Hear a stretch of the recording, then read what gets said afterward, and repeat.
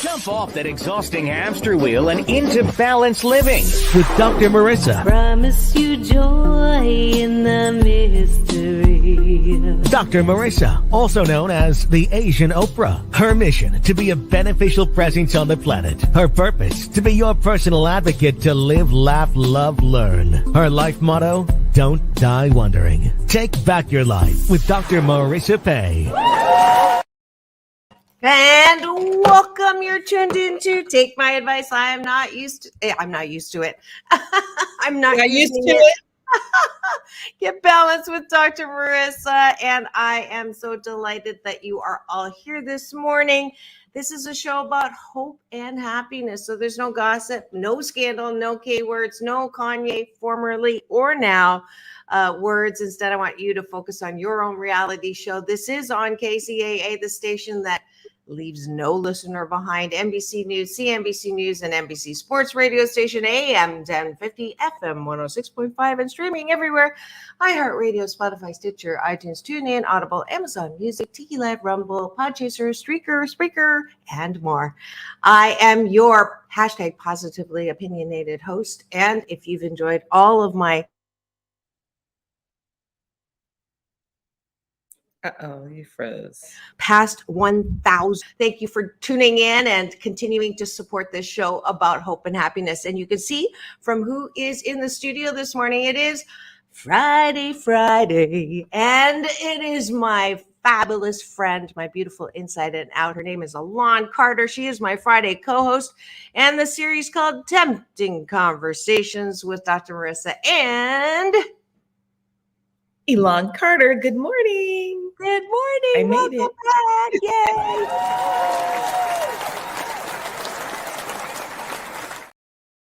back. Yay. Ready? Morning. Grab cup your today. coffee. Here we go. Oh, wrong way. Ding. Ready, go. I didn't have time to put it in the cup because I didn't make it. I got my coffee this morning. I didn't get my coffee this morning. Keith got my coffee this morning. So Nice. I didn't have time to make it. I actually was out last night, so I was struggling this morning. And if I look tired, because I am tired. You don't look tired at all. We already have eyeballs rolling in, and we even have a heart up there. I don't know who gave it to us yet, but that's really sweet. Wonderful way to start the show. You. Yay. We love when we get calm.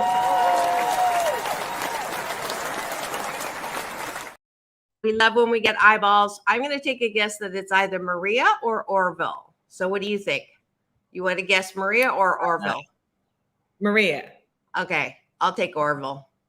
It's Maria. Okay. You win.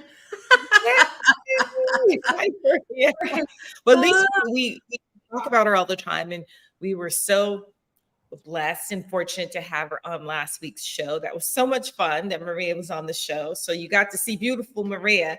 You know, a lot of times when people tune in, they don't want you to see what they look like, right? Yeah. But I was like, you're so beautiful. You have to come on the camera. And so we did. Yeah. We got to see. Yeah. She was great. She was, and her cat. Oh my God, I've never seen such a loving cat. Oh, she's well, when I first started talking to her, that's my cat. I have a Maine Coon, and she has a Maine Coon, and I had never had a cat. And so that breed is long hair, and they're so beautiful. And she was teaching me about the cat, and I adopted the cat. It's not like I didn't know anything about cat breeds, and she has that cat so sweet. So mine is actually kissing me. They're very affectionate. So I'm trying to get her as affectionate as her cat. Wonderful. Not there yet. Oh, wonderful. And we also have tuning in from Africa, Jean-Baptiste Niabizi. Awesome. Congratulations. Greet from Africa. Please, Marissa, friend, Africa. Good time. Yes. Long time supporter. He's actually a friend of, let's see. He's a ham. Oh, yes. You're a cat, Maria. Jean-Baptiste is in Africa with the sister location of Jesse's place. And I had Jessie on many, many years ago. Lovely lady. She's in heaven now with my dad. And she started a center for victims of the Rwandan genocide. So I had Frederick on my show who had his arms cut off right here by the Rwandan terrorists, and he went through the pain out the other side and is helping other amputees in Jesse's place. And Jean Baptiste is a critical care helper. Heads up, I think that center. I'm not quite sure the exact details, but it's always wonderful to see him here. So let's have breakfast. We have a lot of people to have breakfast with, so we should get this out very quickly. What it is 8 specific things that you're grateful for at the top of the bun, 8 things that you like about yourself at the bottom of the bun. And I want you to take a bite of my gratitude sandwich this morning. Here we go. 1 word gratitudes to make it quick. And then we can get to the topic of the day, which was selected by Elan. So you can give him a little teaser. What is the topic for today? So do you marry for love or money? Ooh. All right. So we'll get to that as soon as we finish our morning blisscipline. I am grateful for bananas. I am grateful for coffee. And you're welcome to put in here what you're grateful for. I don't see anything yet.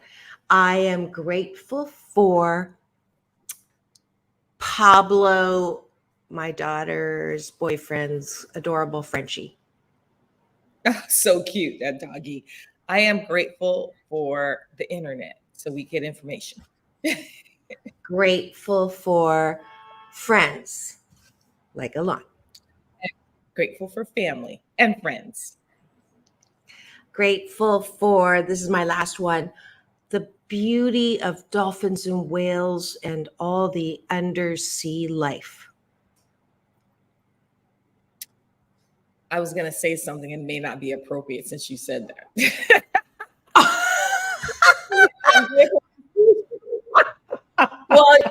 Well, you've tempted me now. Tempting conversations. Sushi, but you talking about fish and stuff. It's not appropriate. It's my gratefulness. I can't come back to talking about dolphins. We don't eat dolphins and whales. They eat fish too, so you can say it. Go ahead. Okay. Sushi. That's hilarious. All right, let's go to the bottom of the bun. That's an exercise that it's my BS belief system that mental health starts with self-care, self-love, self-soothing, your ability to, kind of manage yourself and love yourself most of the time. So what do you like about yourself? Elan, you start. I like that I'm motivated.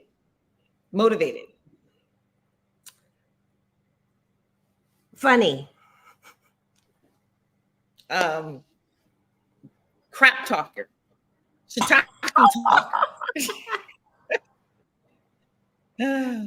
Forgiving. That's a good one. Thank you.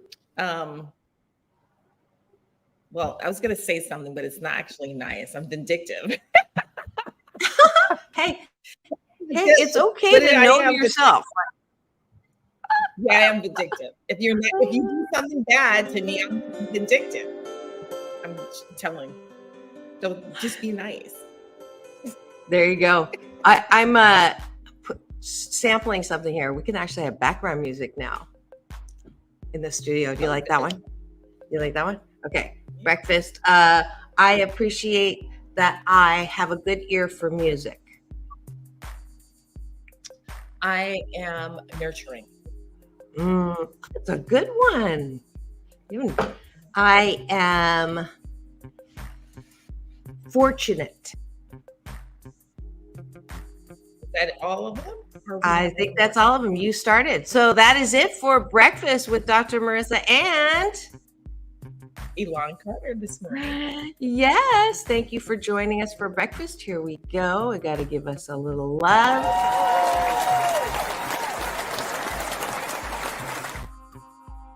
So do you want me to put music on for the rest of it or just for the breakfast? Nice. You like this? Okay, let's do this. It's nice So, and I'm let's- relaxed. I told you I'm sleepy. Yeah, there we go. Okay. There's like different ones to choose from. Acoustic, cinematic. Oh, okay.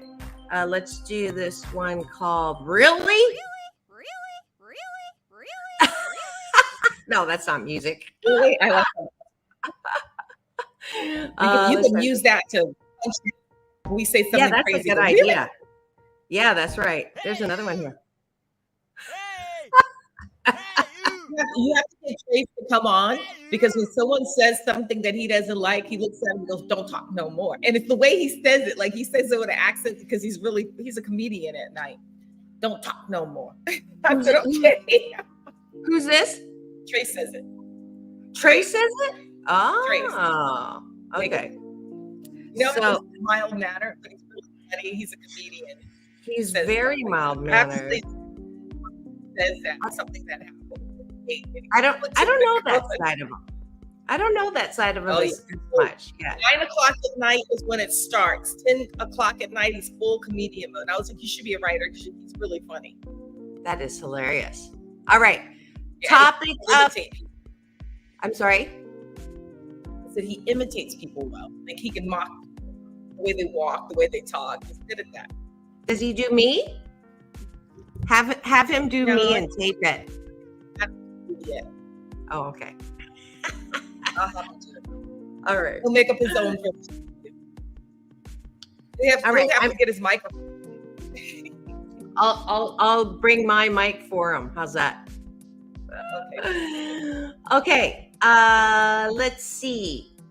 Do you love for marriage or money? No. Do you marry for love or for money? So, just curious, why that topic? What was the thought pattern before you got there? Well, I actually been having conversations with people, and I actually was at an event last night, and I ran into one of my really good friends' ex-boyfriend, and he was with his friend, and he was going through a divorce, and we were sitting there talking, and he was talking about his relationship, and his friend says I should be the therapist. He's paying the psychiatrist who's blowing smoke up as you know what, because I think he's taking his money. Long story short, him and his wife are breaking up over money, but in exchange, he can't forgive her for that. But he's had multiple affairs, and so I was trying to tell him that one doesn't compare to the other. I think he was just trying to justify, and then money became an issue. And money is one of the reasons why most marriages break up. Because if there's no security, it's a business transaction. You may love someone, but it is a business. If you don't treat your partner as a business, it won't work, period. And you have to understand that that's your partner and it is business transactions. And when you violate that, and that was his issue, he violated that. But he also violated infidelity. And he said, but I came clean. And he wanted her to admit it. Well, I was like, but you came clean after you got caught. And after getting deeper in the conversation, he had multiple situations that he never admitted to. But until he got caught violating, then he had to find a reason. And it was an issue with money, right? But then he said, but he doesn't want to be married to her anymore. We had this long conversation, but he still loves her. And I said, but if you still love her, you can fix it because you're all kinds of wrong. So maybe because you're paying the therapist, they're taking your money because you're wrong on so many levels. It's just that you have standards. So if I was her, I wouldn't want to be married to you. So he's saying that she took money and didn't tell him. And I was trying to explain to him, but that's your partner. And if she took money, although you wanted it for something else, you took something from her, she's allowed to because it's a business. This is a business transaction. You married that person because you love them, but the love and the lust doesn't stay there. I think that's why people cheat.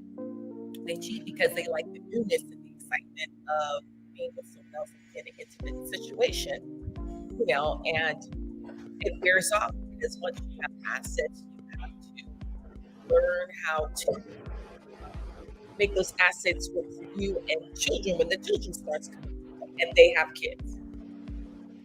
And you can't, this person was trying to justify their childhood trauma for what they did and tried to put the blame on that person. So do you marry someone because you genuinely love them? Because I don't think that the love transitions to different levels, right? It's not the same lust thing. But because some people don't know how to deal with that, they push that to the side, like, oh, well, I don't feel the same way. And they forget that it's a transaction. So is it better to marry someone for security because you know they'll be a good partner, you know you'll grow with them, you know that we could be a power couple, and then I think the mutual respect will come later, and then you guys will learn to respect each other, and that love may be stronger than marrying for the lust, because if you marry for love, it's really lust. I can't hear you. Where'd you go? Can you hear me? I can't hear you, Dr. Marissa.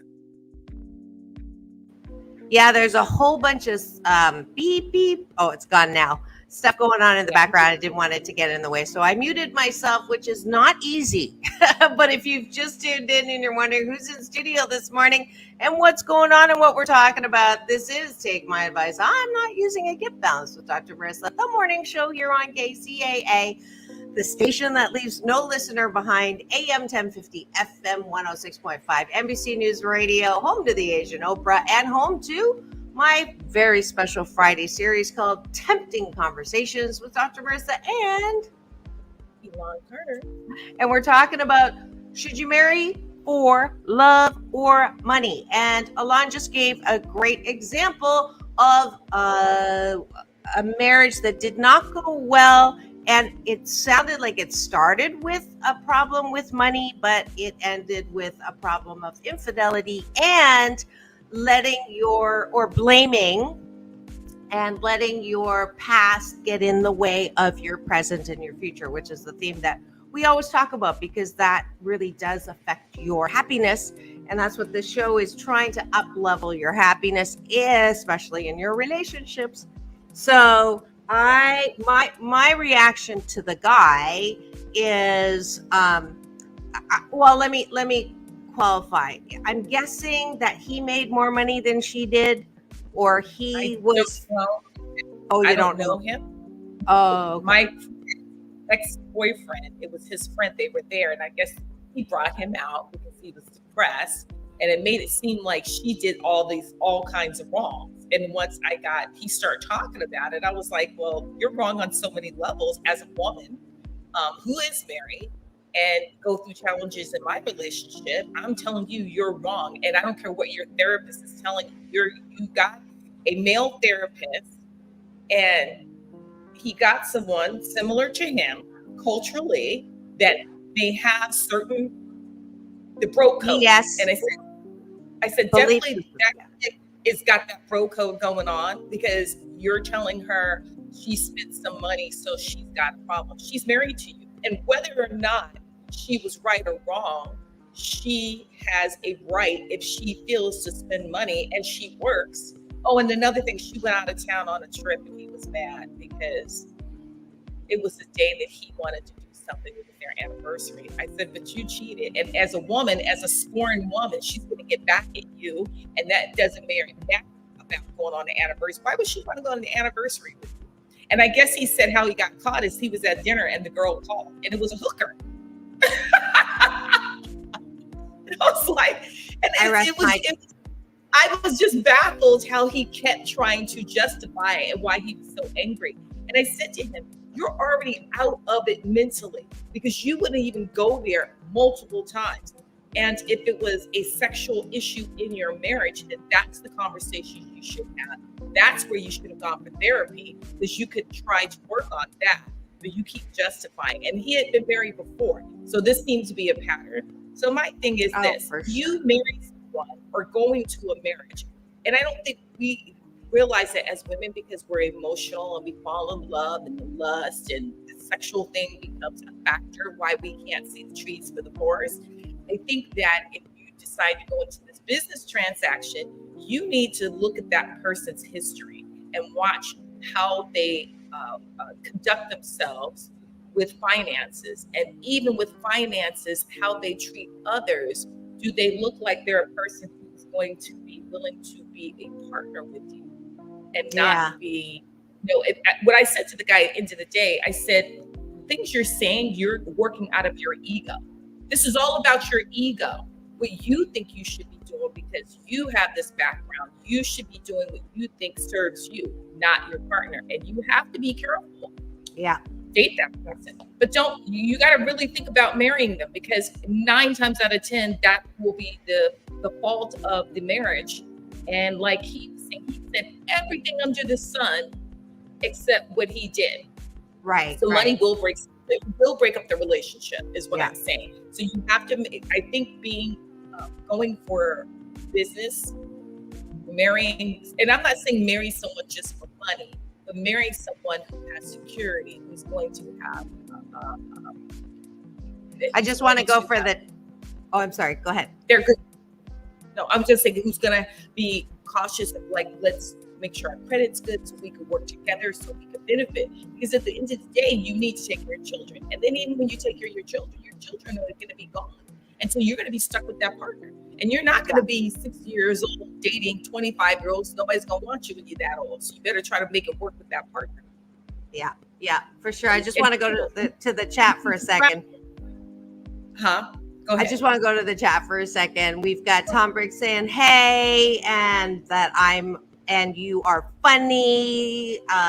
Peace and peace out to you, Tom. Always nice to see you on the chat. And then we've got a nice juicy piece of Maria with tea and deli.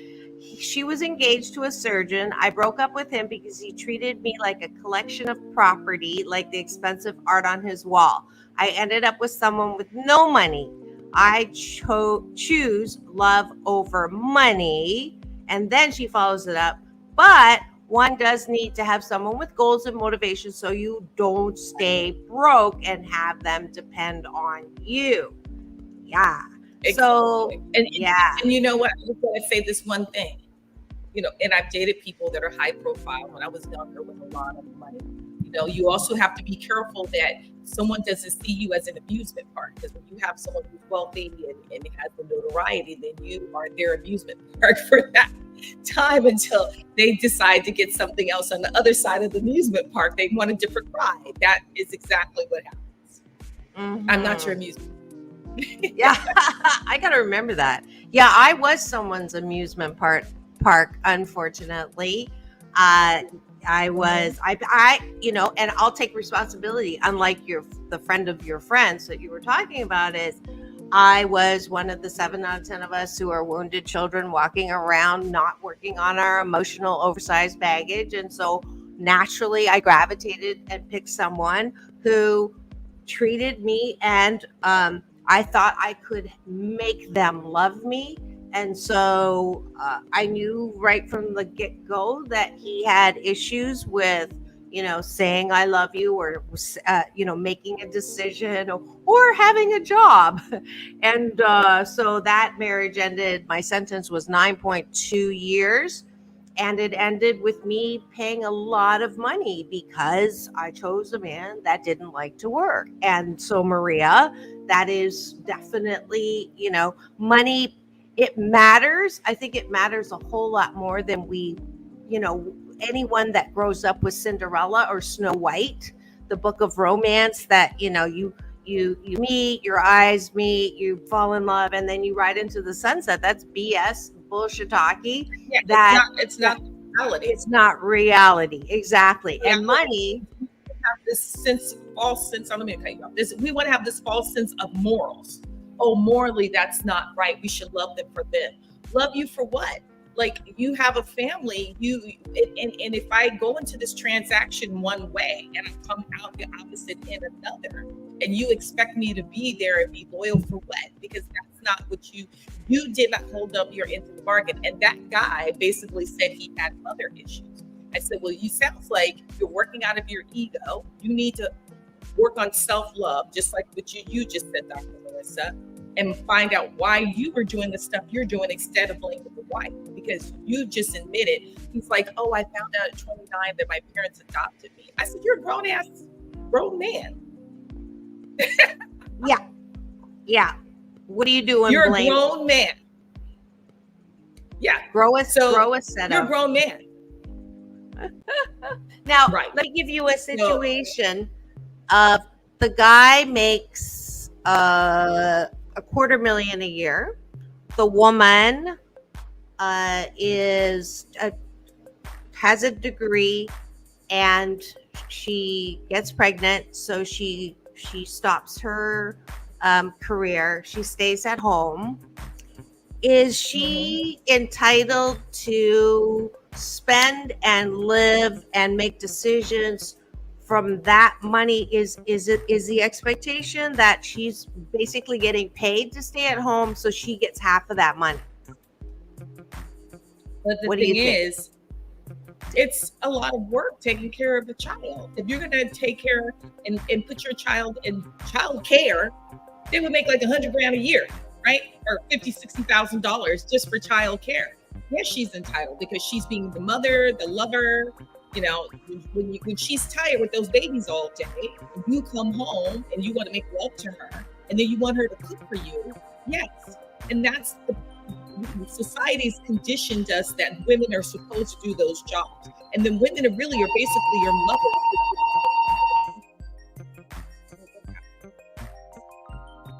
So the other reason why I'm muting myself, this is the fire alarm testing. Oh, okay. So yeah, that's just what my take on it. If you're a stay-at-home woman and you're taking care of your family, it takes a lot for a woman to have a child. If the men, they'll be like, oh, I could be a stay-at-home dad. Yeah, that's fine too. But let's have you have those babies for 9 months and see what it takes and what it does to your body. And then you're sitting there mad because we don't look the same because we just had those babies. And it takes so much out of you, just the chemical imbalance, not alone the body change, the psychological. You deal with a lot in order to give you life, and you're sitting, whatever. You know what I'm saying? It's just frustrating, right? Yeah. So we're gonna try this. Anytime there's I'm muted, you talk. Okay. I will do that. So, you know what I mean?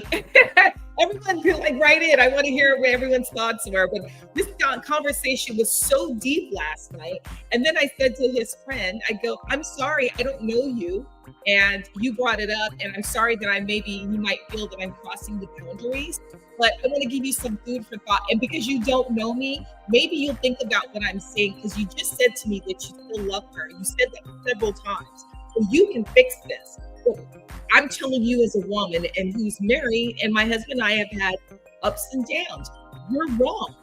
No, and your person's not telling you. You're paying these therapists, and you're wrong on so many levels because you already crossed the boundaries of marriage many times. And until you got sloppy, all of a sudden now you were like, "Oh, I told the truth." And I said, "You shouldn't have told her anything after you admitted the one time. Then you went back and finally told her the other one." So he feels because he admitted he had slept with 10 hookers. She should admit that she took the money and spent it because she felt like it. I go, you crazy.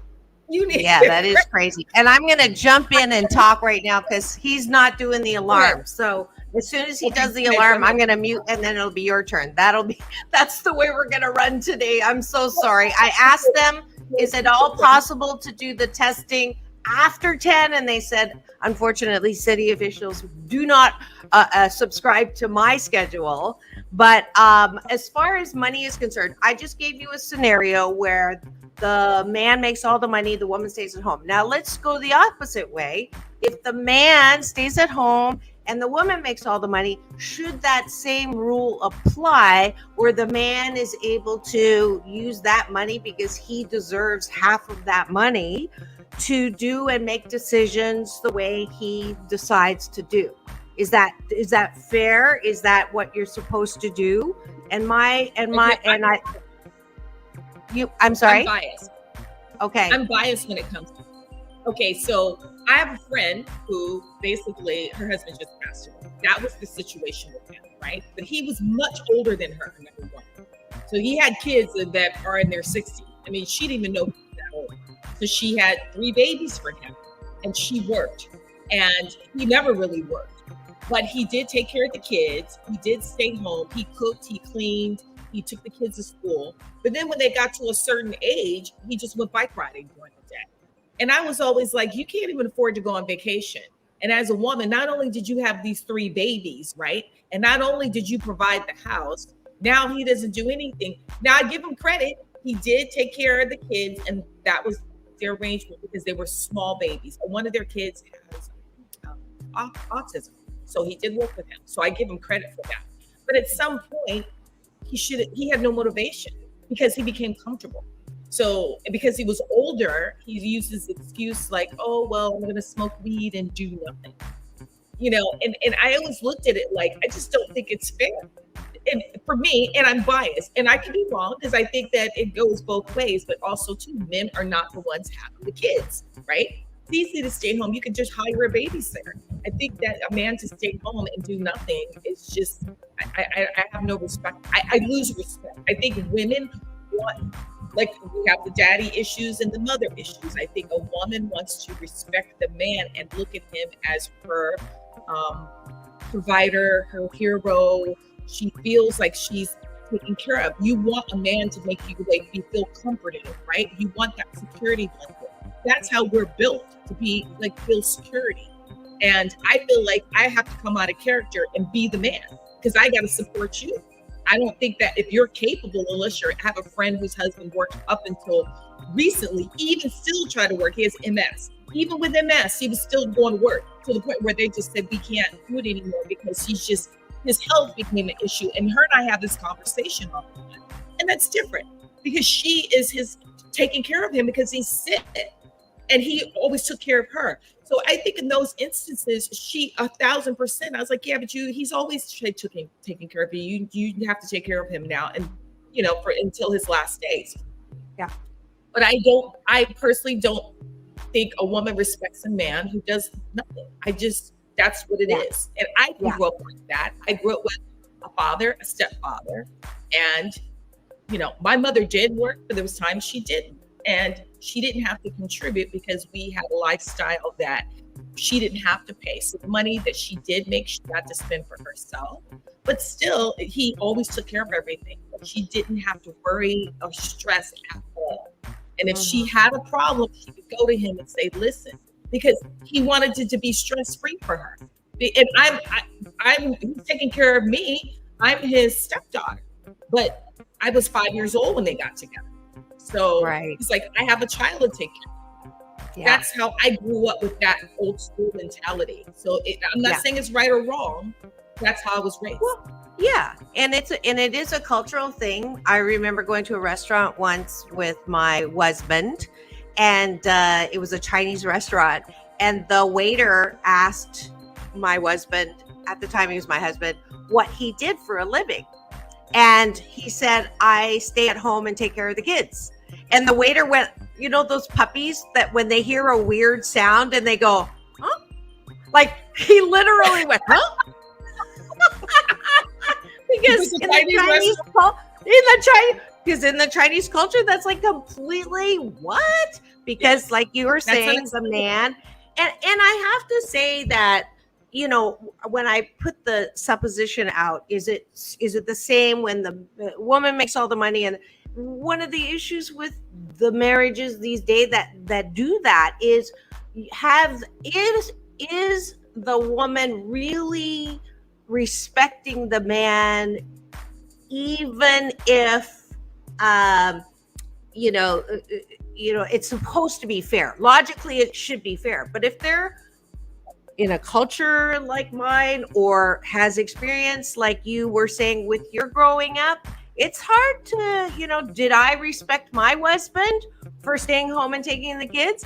Yes. But did that break down when he like, do I have a say on how he conducts his stuff at home? Right. Then, I don't know. I don't want to talk trash because that's not what this show is about. But it did get to the point where, he was if your wife at home is spending more time taking care of your friends than taking care of the kids or extracurricular marital activities, like and that's what ends up happening, because they become bored. And the thing is, men can flip and go, but women do the same thing. That's not true, because we don't have the same sexual heightened desire like them. We don't have the same drive like them. So we're not driven by sex. We just aren't. We're driven by emotions, which is the nurturing part of enjoying sex for us. And a lot of men are immature and they don't get that. Now, if you are an actor and you want to have you have a business and you're pursuing, and you do something on the side as while you're pursuing your business, then that's different.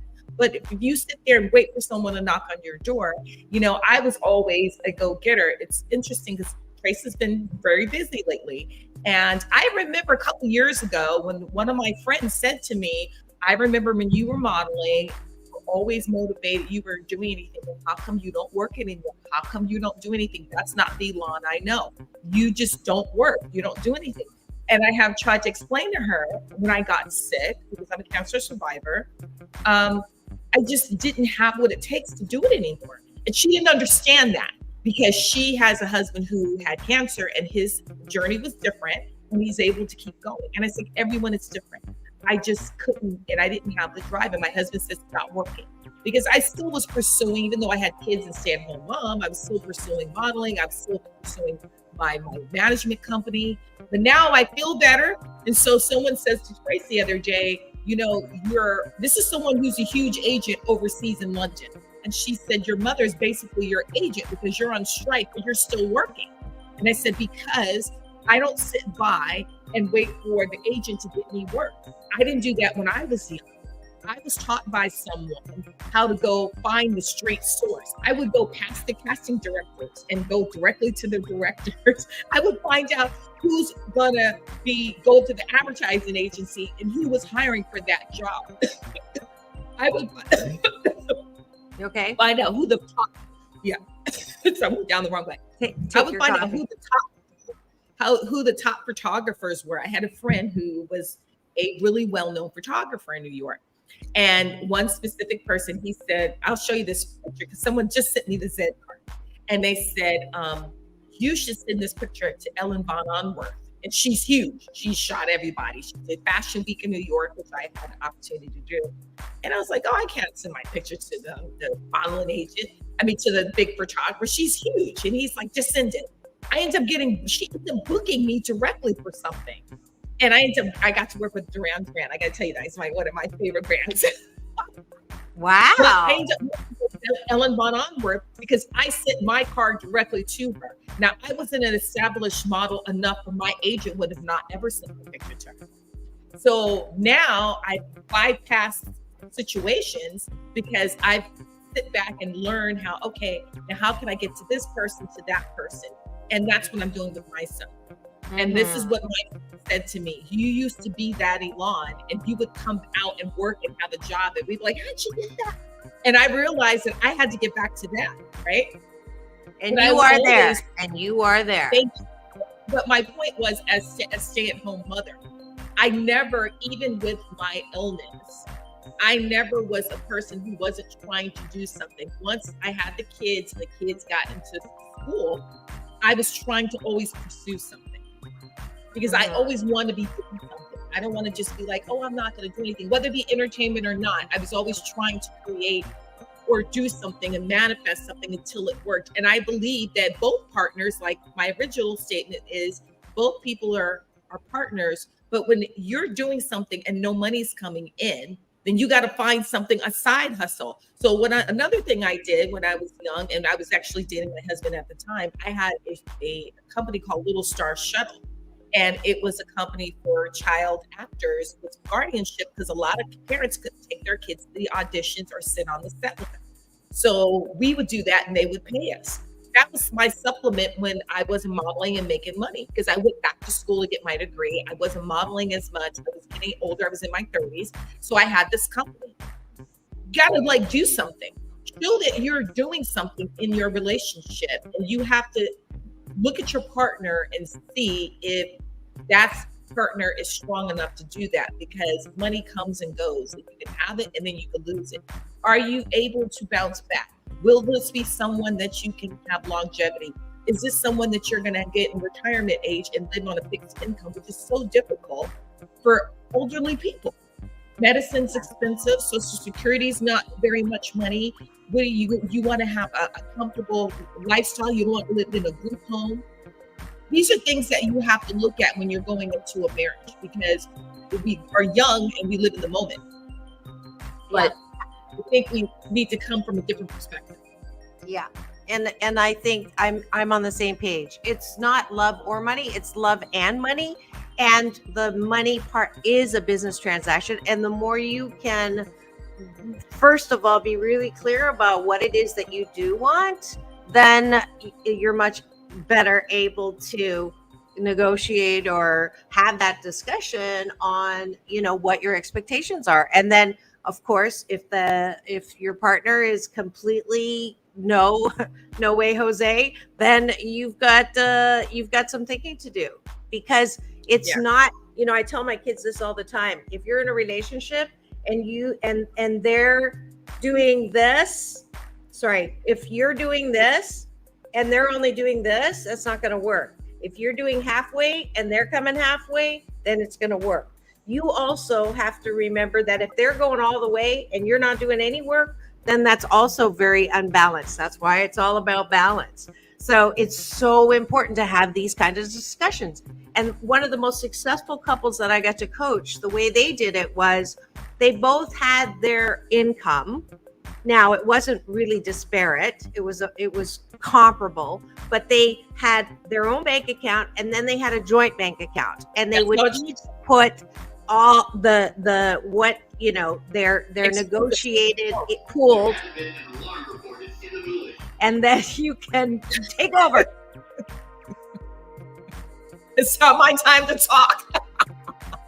Well, also, I will say, while she's got the buzz going on, it has to be a mutual respect. And I think when you go into the marriage, you have to see how much that person values you. And if they value you not as the amusement part, but as a partnership, as a business partner, and respect you as a business partner, then it will work. If they don't respect you as a business partner and you're only the amusement part, like a trophy wife or a trophy husband, then you have to go in knowing what you're getting into. Just know what you're getting into, because there's women who will marry someone younger and take care of a young guy. Well, that that's what you're getting into, and that's fine. Don't expect them to do anything different. Right? Right.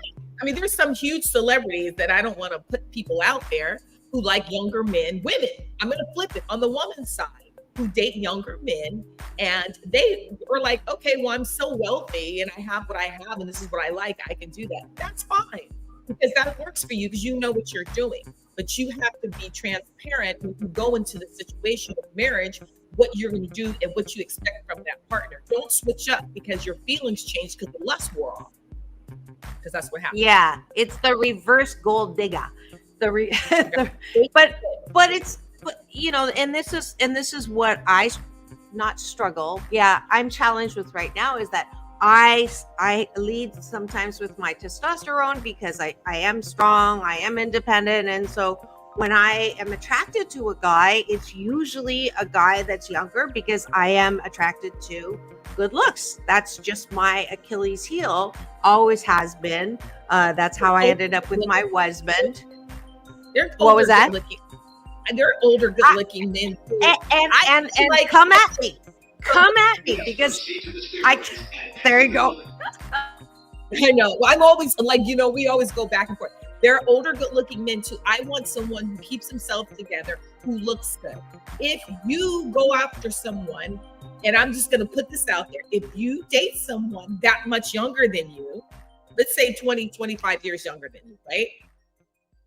know that that person's expecting to be taken care of. When I was that age, I had older men. When I was in my prime and modeling, I had older men coming at me, and I was like, okay, well, you're going to take me to dinner, and I still wasn't interested in being intimate with them, but I was going to go, okay, well, you want to go out with me and be seen, then what are you going to do? Take me to dinner, because everything's motivated by food for me, right? Everything's motivated by what? Food. I'm motivated by food. Always has been. But if I got an extra trinket, that would be like a bonus. But it doesn't mean I was going to go there, right? So what I'm saying is, right, women and men, we are attracted to someone who's younger. Now, I personally, from modeling, I can look at someone and go, oh my God, that guy is just beautiful. He's gorgeous. If he's 30 years old, I'm not interested because I have the issue of them being that much younger than me. Not saying that I like, because I know at the end of the day, they may look at me and go, oh yeah, I find you attractive, older woman. Let's have fun. And that'll be the end of it, right? If that's what you're looking for, that's fine.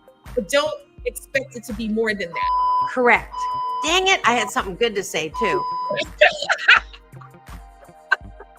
And same thing with men. Men go, oh, well, I can afford it, this and that. Yes, but when you're in your 50s and she's 25 and she's hot, she's still looking at you. I have a friend who looks 30. He's in his late 50s. He looks so young still. And he likes young guys. He likes young guys. But I go, think about when we were that age. We would go, oh yeah, they look good, but they're still in their 50s. Now that's not old because I'm not old. No, I felt right. like that was old. Okay, I'm gonna say it now when he's not talking. So I don't, the quandary is, even though I'm attracted to a younger man, I will not date a younger man because there's no part of being a cougar that is okay with me. Like, I don't want to, them to see me and this younger guy and say, well, I wonder, he must be, she's taking care of him. I did that already. She's a cougar. Wow. And I know that sometimes that's supposed to be a compliment, but there's no part of that is attractive to me. So that's why I would love to meet an older man that I'm attracted to. But I'm not into dicky doos, and dicky doos are when their belly is bigger than their dicky do. I'm not attracted to that, and many older men have dicky doos, right? And I'm trying to and I have to, I'm working on making sure I don't have a booby do. So I don't want to have a booby do, which is why I've been losing weight, which is when your tummy sticks out more than your booby do. I don't want to have that either. So this aging process. Okay, that's good. We need a cartoon with a dicky do. Stick it right in the middle, right between the screen, right there, in between the both of us, a dicky do. I call it butt and gut.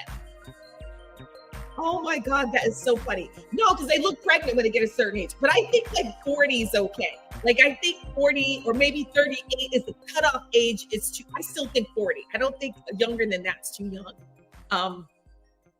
This is my opinion.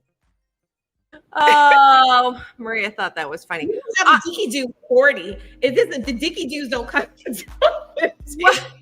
Well, I mean, there's about the dicky doos. Oh, that is gonna be my new thing. No dicky do. It's just not attractive. It's not. Well, the one older man that I did date when I was younger, and I just adored him.